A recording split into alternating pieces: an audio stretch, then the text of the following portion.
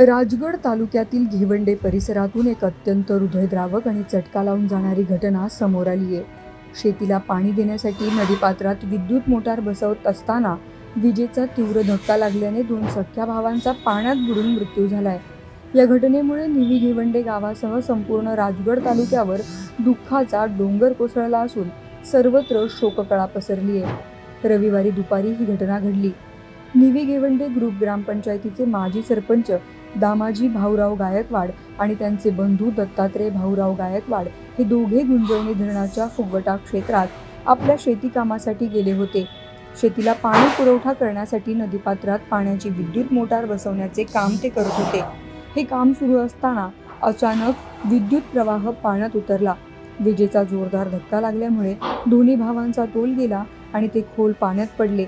दुर्दैवाने पाण्याचा अंदाज न आल्याने आणि विजेच्या धक्क्यामुळे सावरण्याची संधी न मिळाल्याने दोघांचाही जागीच मृत्यू झालाय। अनेक तासांच्या शोधकार्यानंतर मृतदेह हाती लागले। या घटनेची माहिती गावात वाऱ्यासारखी पसरताच स्थानिक ग्रामस्थांनी मोठ्या संख्येने धरणाच्या दिशेने धाव घेतली। घटनेचे गांभीर्य ओळखून तातडीने स्थानिक प्रशासन आणि पोलीस प्रशासनाला पाचारण करण्यात आले। स्थानिक बचाव पथक आणि पोहणाऱ्या तरुणांच्या मदतीने शोधकार्य हाती घेण्यात आलं। दुपारची वेळ असल्याने सुरुवातीला शोधकार्यात गती होती, मात्र जसजसा अंधार पडू लागला तसतसे अडथळे निर्माण होऊ लागले। धरणाचे खोल पाणी आणि रात्रीचा वाढता अंधार असूनही बचाव पथकाने आणि ग्रामस्थांनी जिद्दीने शोधमोहीम सुरूच ठेवली। अखेर अनेक तासांच्या अथक परिश्रमानंतर रात्री उशिरा दोन्ही भावांचे मृतदेह शोधण्यात यश आलं।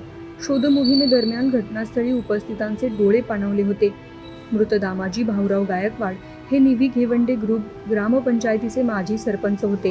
त्यांनी आपल्या कार्यकाळात गावात अनेक लोकोपयोगी आणि विकास कामे मार्गी लावली होती। एक अभ्यासू आणि मनमिळावू व्यक्तिमत्व म्हणून त्यांची ओळख होती, तर दत्तात्रय गायकवाड हे देखील मेहनती आणि कष्टाळू म्हणून परिचित होते। एकाच कुटुंबातील 2 कर्त्या पुरुषांचा, त्यातही सख्ख्या भावांचा अशा प्रकारे अपघाती मृत्यू झाल्याने गायकवाड कुटुंबावर मोठा आघात झाला आहे।